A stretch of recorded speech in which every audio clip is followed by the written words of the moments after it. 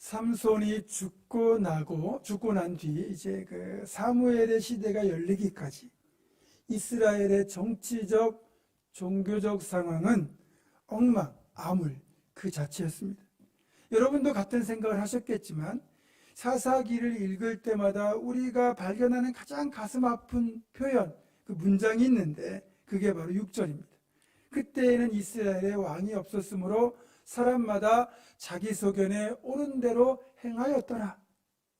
언뜻 보면 다윗 같은 선한 왕이 없어서 사람마다 소견에 옳은 대로 행하는 것 같아 보이지만 실은 진정한 왕이 되시는 하나님이 이스라엘 백성들 심령에 안 계셨던 겁니다.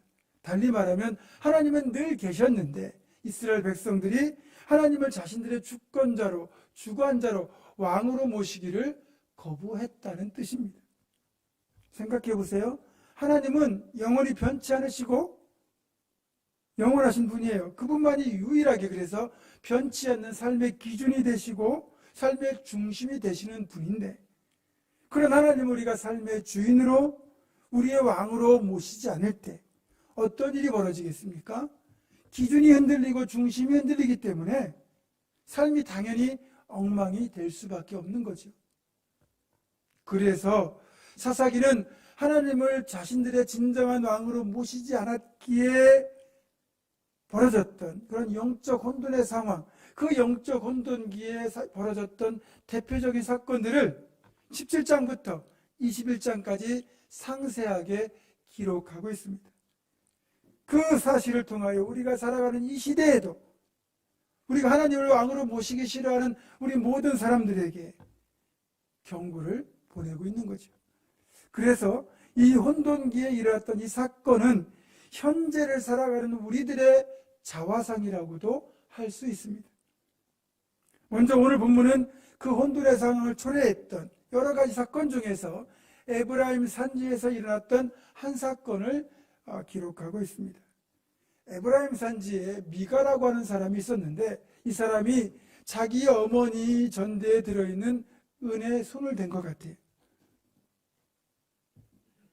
이제 자신의 전대에서 은이 없어진 걸 안 이 미가의 어머니가 아들이 훔쳐간 것도 모르고 그냥 입에다가 이제 저주를 퍼부은 거죠. 이 훔쳐간 놈은 뭐 저주를 받아라, 나가 죽어라, 뭐 저간 굉장히 심한 저주를 퍼부었고, 이 저주가 이제 이 아들의 귀에도 들렸겠죠. 그러니까 어머니의 또 저주가 두려웠던 이 미가가 훔쳐갔던 은을 어머니 앞에 도로 내놓으면서 이실직고합니다. 자신이 훔쳤다는 거죠. 그러자 차마 자기의 아들을 저주할 수 없었던 이 미가의 어머니가 그 은을 이제 아들을 축복하면서 여호와께 드리겠다고 하니까 이제 이걸 가지고 이제 이 미가가 신상을 만든 거예요. 드라빔을 만든 거죠. 우상을 만들면서 여호와께 거룩히 드린다는 명분으로 이걸 우상을 만든 겁니다. 말도 안 되는 일이죠. 하나님께 드린다고 하면서 우상을 만든다? 기가 찰 일이죠. 자, 그러면 이제 신상을 만들었어요. 신상을 모실 장소가 필요하죠. 그러면 신당이 필요합니다. 그리고 신상에게 제사를 지낼 기구, 그리고 제사를 주관할 제사장까지 필요하잖아요. 또 제사장을 세우면 제사장이 제사를 지낼 때 입어야 될 예복, 에봇이라고 하는 에봇까지 필요하잖아요. 그래서 미가가 자기 집에다가 신당을 꾸며놓고 은으로 부어 만든 그 드라빔 신상을 거기다 세워놓고 자기 아들 중 한 사람을 제사장으로 세워서 에봇을 입혀가지고 우상에게 제사를 지내도록 한 겁니다. 여호와께 드린다는 명분으로 그런 짓을 저지르는 거예요. 성경에 등장하는 이 드라빔은 다양한 모양으로 만들어진 우상인데 크기는 20cm 정도 되는 것에서부터 50cm 정도 되는 것까지 이렇게 좀 크고 작은 여러 가지가 있는데 이걸 주로 언제 쓰느냐? 복을 빌 때나 점을 칠 때 주로 사용했습니다. 창세기를 보면 야곱이 밧단 아람을 떠나서 가나안 땅으로 돌아올 때 야곱의 가장 사랑하는 아내였던 라헬이 자기 아버지의 드라빔을 훔쳐왔다는 기록이 있습니다. 그것을 말 한 장 아래 감췄다는 걸 보면 그 당시에도 드라빔이 있었고 드라빔의 크기가 그리 크지 않았다는 걸 우리가 추측할 수 있어요.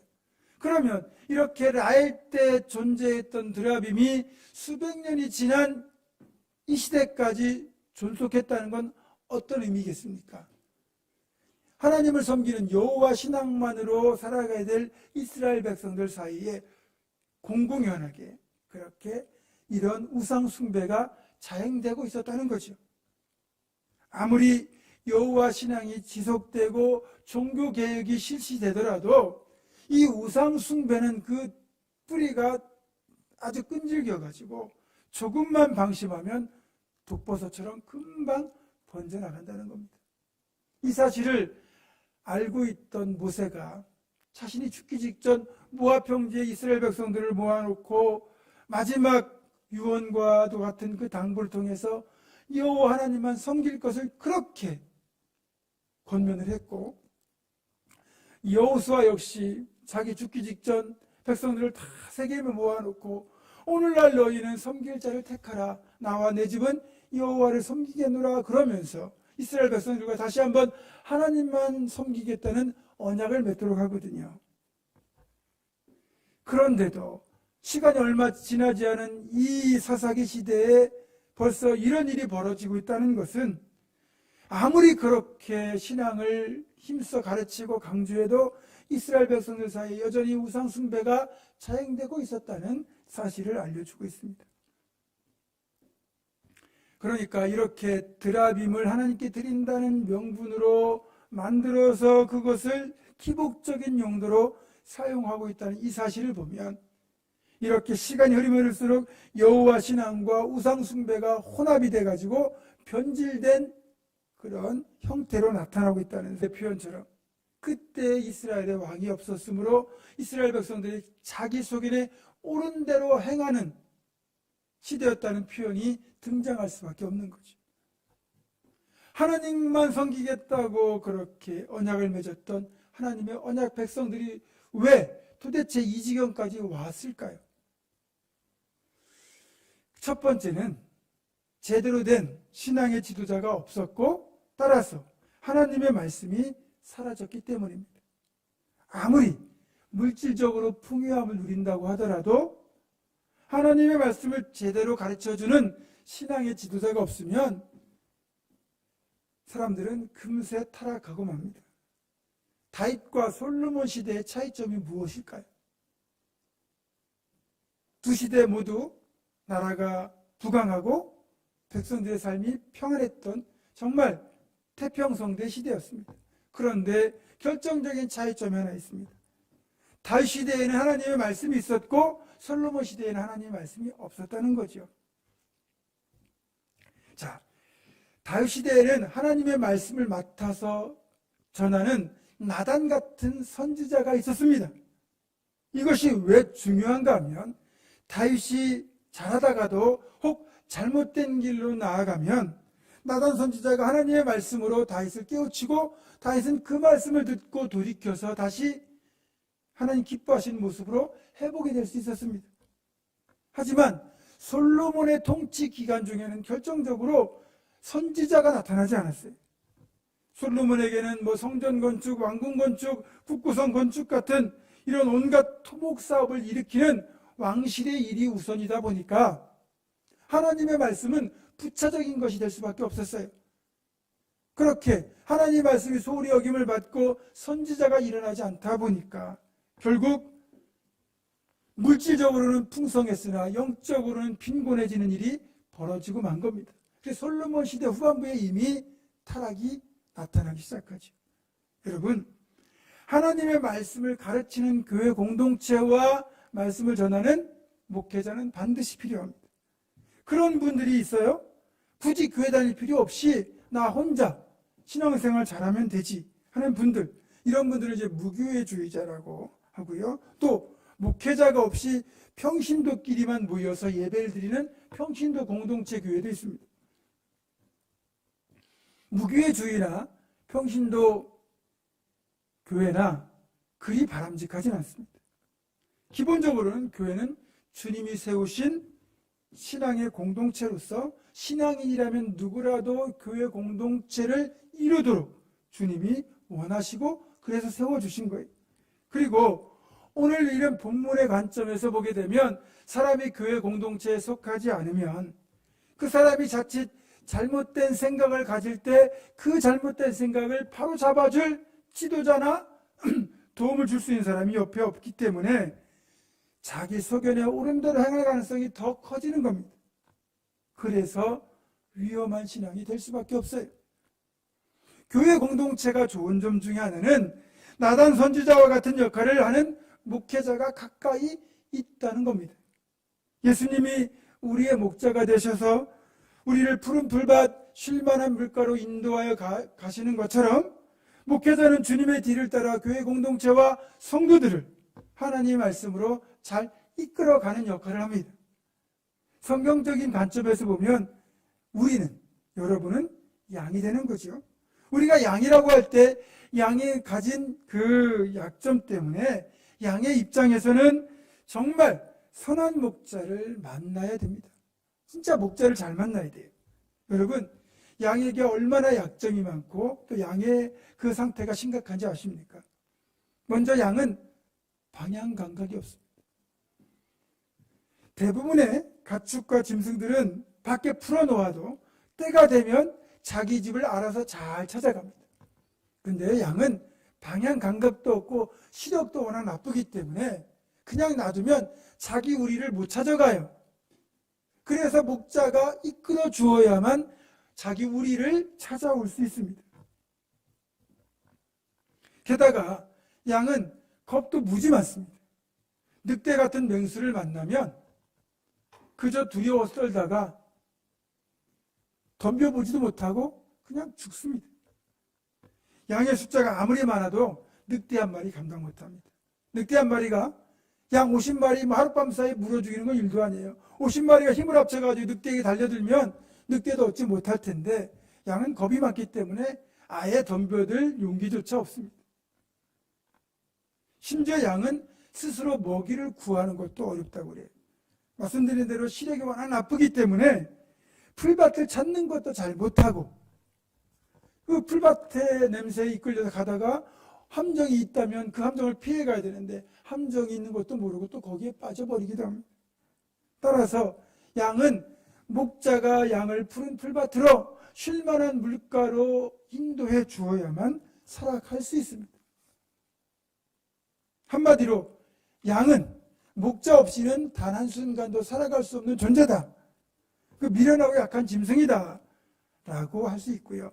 그렇게 보면 영적으로는 우리가 이런 양과 같기 때문에 우리 양의 입장에서는 좋은 목자, 선한 목자를 만나야 되는 겁니다. 우리 예수님은 자신을 가리켜 선한 목자라고 하셨고 그 선한 목자가 되시기에 양의 이름을 알고 양도 목자의 음성을 듣는다고 분명히 말씀하셨습니다. 예수님 당시에 진짜 목자들은요, 양떼를 돌보는 일에 전념을 했어요. 한 마리 한 마리마다 양의 이름을 붙여줄 정도로 양과 친밀했고요. 양과 교감을 나누었습니다. 반면에 그 당시에 사꾼 목자들이 존재했는데 이들은 양에 대한 애정이 없이 그저 품삯을 받을 목적으로 돈벌이 수단으로 양을 치기 때문에 양을 그렇게 생명 걸고 돌보지 않습니다. 만약에 사자 같은 맹수가 나타나면 목숨 걸고 싸워서 양을 돌보는 대신에 자기 살겠다고 도망쳐버립니다. 또 가끔은 양을 몰래 잡아먹거나 뒤로 빼돌려 팔아먹는 그런 사꾼 목자들도 있었다고 그래요. 그렇기 때문에 성도들 자신도 어느 정도는 건강한 신학적 지식을 가지고 있어야 됩니다. 건강한 신학적 지식은 영적인 분별력으로 이어지게 되는데 영적 분별력이 떨어지면, 즉 건강한 신학적 지식이 바탕이 되지 않으면 지금 내 앞에 있는 목자가 선한 목자인지 사꾼 목자인지 진짜 내 목자인지 아니면 남의 목자인지 이걸 분별할 수가 없어요. 그래서 만약에 사꾼 목자를 따라가거나 남의 목자를 따라가면 그 양은 위험하게 되는 거죠. 지금 내가 잘 분별을 하지 못해요. 근데 다행히도 감사하게도 내가 따라가고 있는 이 목자가 선한 목자라면 참 감사한 일인데 만약에 사꾼 목자, 도둑 같은 강도 같은 목자를 진짜 목자를 알고 따라가게 되면 그때부터 이 양의 입장에서는 고생길이 시작되는 것이고 자칫 죽을 수도 있는 겁니다. 그러니까 양의 입장에서 다른 건 다 몰라도 적어도 내 목자의 음성 이것만큼은 구별할 수 있어야 되고 내 목자만 따라가야 되는 겁니다. 찰스 스탠리라고 하는 목사님이 계신데 이분이 쓴 최고의 대화와 기도라는 책에서 제가 읽었던 장면인데요. 이분이 이제 이스라엘 여행하다가 한 가지 장면을 목격했습니다. 저녁 해가 뉘엿뉘엿 지고 있을 무렵에 이제 양떼를 몰고 이제 목동들이 우물가로 나타나는 거예요. 그리고 이제 양들이 물을 마시는 20분 동안 이 만난 두 목자가 반갑게 수다를 떨고 있는 겁니다. 그 사이에 양들이 물을 마시고 움직이고 그러면서 두 양떼가 그만 섞여버린 거예요. 이리저리 돌아다니면서 이제는 목사님이 볼 때 어떤 양이 누구의 양떼인지를 알 수가 없는 그런 상황이 되고 말았습니다. 은근히 걱정이 되기 시작한 거예요. 그리고 이제 대화가 끝난 뒤에 그 중에 한 목자가 언덕 위로 올라가면서 소리를 쳤습니다. 그러자 그렇게 섞여있던 이 양무리들 가운데 이 목자의 음성을 듣는 그 목자의 양들이 그 목자의 뒤를 따라 일제히 움직이기 시작하는 겁니다. 목자가 양들을 알고 양들이 목자의 음성을 듣는다는 게 바로 이런 겁니다. 그런데 먹는 것에 정신이 팔리거나 내 목자의 음성을 구별하지 못해가지고 만약에 그 목자를 따라가지 않는다면 이 양은 남의 목자를 따라가거나 아니면 혼자 뒤처져서 위험한 상황에 처할 수도 있는 겁니다. 이것이 이제 성경에서 말하는 예수님과 우리의 관계인데 목자는 양들의 이름을 알고 양들은 목자의 음성을 알고 듣고 목자가 인도하는 대로 따라가는 것 이것이 양에게도 목자에게도 가장 행복하고 복된 상태죠. 모두가 평안하고 모두가 그렇게 복된 상태인데 만약에 다른 목자를 내 목자로 착각하고 따라간다는 건 그건 양의 잘못이기도 합니다. 그리고 그런 경우는 있습니다. 손님이 잠시 양떼를 돌보아 주거나 아니면 하루 품삯을 받고 품꾼이 양떼를 치는 경우가 있겠죠. 그렇게 양치는 것을 도와줄 수는 있지만 진정 양을 사랑하고 양을 축복하고 그 양을 위하여 최선을 다하는 것은 오로지 그 양의 진짜 목자만이 할 수 있는 일입니다. 이것을 우리에게 적용하면 조금은 부족하고 조금은 아쉬운 게 있다 할지라도 저는 여러분의 목자가 되고 여러분은 저의 양떼가 됩니다. 여러분이 방송을 통해서 훌륭한 목사님들의 설교를 많이 접하게 될 텐데 그분들이 말씀이 뛰어나시고 훌륭한 분이라는 걸 분명히 인정합니다. 하지만 그분들이 여러분이 아프다고 달려오겠고 여러분의 기도 제목이 있을 때 여러분과 함께 기도해 주시겠습니까? 여러분의 형편과 상황을 돌아보겠습니까? 부족하고 못났어도 그래도 저와 우리 교역자들이 여러분을 더 사랑하고 여러분을 위해 기도하고 여러분과 함께 웃고 우는 겁니다. 저희가 만약에 부족하게 느껴진다면 더 기도해 주시고 더 격려해 주시고 더 여러분들이 도와주셔야 됩니다. 그것이 우리 모두가 복되게 사는 길입니다. 그리고 이 자기 소견에 옳은 대로 행하는 이유 또 하나는 하나님을 바르게 섬기기 위한 건강한 신학이 없기 때문입니다. 건강한 신학은 신앙의 균형을 잡아줍니다. 그런데 이런 건강한 신학이 부재하다 보니까 하나님을 제대로 알지도 못했고 가르치지도 배우지도 못했고 또 그저 하나님이란 존재를 자신들의 필요를 채워주는 그런 기복적인 수단 그 이상으로도 생각하지 않았습니다. 여러분 우리가 확실히 기억해야 되는 것 하나는 하나님이 나를 위하여 있는 것이 아니고 내가 하나님을 위해 존재하고 있다는 사실입니다. 이 사실만큼은 결코 잊어서는 안 됩니다. 이 사실을 잊는 순간 변질되고 타락하기 때문입니다. 가치관이 똑바르지 않으면 인생을 막 살잖아요. 마찬가지로 건강한 신학이 바탕이 되지 않으면 신앙은 금세 변질되고 맙니다. 데이비드 웰스라는 신학자는 신학이 부재한 교회는 필연적으로 세속화될 수밖에 없다라는 진단을 내린 적이 있습니다. 사실 한반도에 복음이 전해지던 초창기에는 예수천당, 불신지옥 이 구호만으로도 복음을 받아들이고 그리고 교회가 부흥하는 일들이 있었습니다. 당시만 해도 문맹률도 높았고 전도할 상황이 쉽지 않았지만 이제는 한반도 전역에 교회가 이렇게 가득해질 정도로 그렇게 복음이 널리 전파됐고 성도가 급증하면서 필연적으로 이젠 건강한 신학이라는 기둥과 기초가 교회에 반드시 필요했습니다. 건물이 커지면 커질수록 규모가 커지면 커질수록 그만큼 기둥이 튼튼해야 되잖아요. 이게 신학이라는 건강한 기둥이 있어야 되는데 한국교회는 덩치는 커졌는데 신학은 예전 수준 그대로 머물러 있었다는 거죠. 결국 이렇게 건강한 신학이 바탕이 되지 못하고 숫자적인 부흥만 이루다 보니까 1000만 성도를 자랑한다고 했던 한국교회는 금세 타락하고 세속화되고 말았습니다. 담임 목사를 아들이나 사위에게 물려주는 교회 세습, 이것이 공공연하게 벌어지고 교회 안에 온갖 불미스럽고 부도덕한 일들이 생기다 보니까 교회는 성도들로부터는 또 그렇고 세상으로부터 전혀 존경받지도 인정받지도 못하는 그런 일들이 비일비재합니다. 세상을 개혁해야 될 교회가 세상으로부터 개혁을 요구받는 처지로 전락했고요. 교회와 목사, 성도들에 대한 세상의 신뢰도는 바닥을 기고 있습니다. 당연히 전도의 문은 점점 닫혀가고 있고 교회는 90년대까지 이어오던 성장을 뒤로하고 이제는 정체되지 못해 아예 하락세로 전환되고 말았습니다. 각 교회마다 교단마다 교인의 감소는 이제 당연한 현상으로 받아들여질 정도입니다. 이런 상황에서 지금이라도 제대로 된 건강한 신학을 세워야 되는데 여전히 제대로 된 신학을 세우는 일은 쉽지 않습니다. 이걸 외면하고 무시할수록 한국교회 회복은 요원할 것입니다. 그래서 먼저는 목회자들부터 건강한 신학을 바탕으로 목회를 해야 되겠죠. 그러려면 제대로 된 신학과정과 학업을 통하여 하나님과 말씀을 알아가는 일에 더욱 힘써야 됩니다.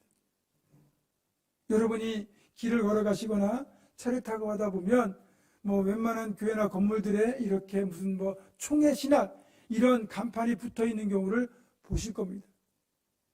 이런 데는 대부분 미인가 그런 신학교로서 아주 그냥 적게는 6개월, 길게는 2년 정도면 목사 안수를 주겠다고 사람들을 모집해서 이렇게 속성으로 목회자를 양산해냅니다. 제대로 된 신학 교육도 안 되고 저희 같은 경우 이제 우리 장로교 통합직 같은 경우는 학부 4년, 그다음에 신대원 3년, 그리고 전임 교역자로서 2년, 총 9년을 경과하고 목사고시 합격해야만 목사 안수를 줍니다. 그만큼 목사 안수를 받기까지 많은 시간과 학업과 그리고 노력들이 필요한데 이렇게 쉽게 6개월 만에 1년 만에 그냥 목사 안수를 남발을 하다 보니까 다 그런 건 아니지만 이런 분들 중에서 일부 분들이 무리를 일으키고 또 신유기도 축복기도 예언기도 해준다고 해서 사람들을 불러 모으고 잘못된 길로 미혹시키는 경우가 정말 많습니다.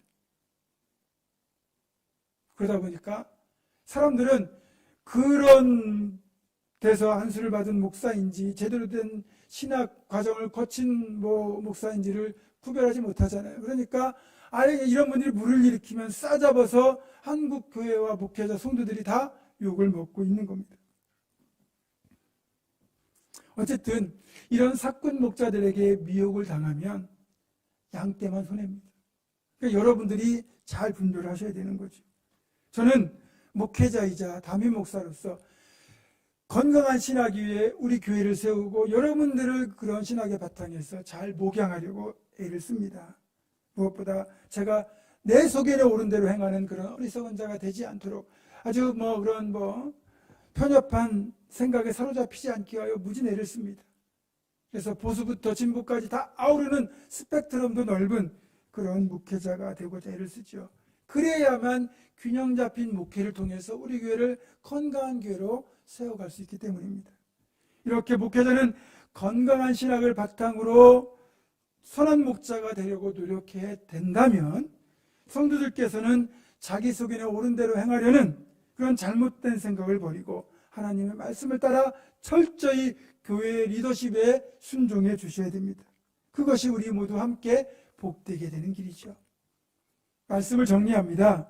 저와 교역자들은 주님이 말씀하신 대로 선한 목자로서의 책임을 다하기 위하여 여러분을 사랑하되 우리 교회 공동체를 푸른 풀밭과 실만한 물가가 있는 곳으로 이끌어가고 또 여러분은 저와 교역자들을 여러분의 목자로 인정해 주시고 또 목자의 음성 따라 순종함으로써 사망의 음침한 골짜기도 안전하게 통과하여 하나님께서 우리를 위하여 예비하신 그 복된 자리에 반드시 이를 수 있어야 됩니다.